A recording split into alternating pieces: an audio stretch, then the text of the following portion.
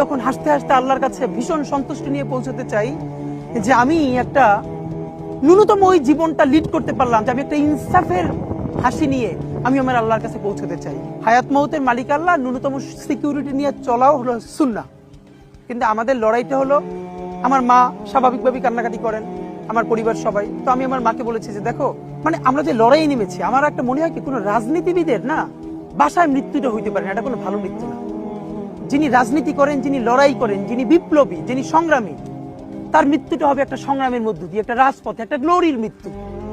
আমি তো ভীষণ ভাবে প্রত্যাশা করি, আমি ছোটবেলা থেকে এই স্বপ্নটা দেখি, অনেক জায়গায় বলেছি, যে একটা তুমুল মিছিল হচ্ছে অন্যায়ের বিরুদ্ধে, সেই মিছিলের সামনে আমি আছি, কোনো একটা বুলেট এসে আমার বুকটা হয়তো বিদ্ধ করে দিয়েছে, এবং সেই মিছিলে আমি হাসতে হাসতে আমি শহীদ হয়ে গেছি।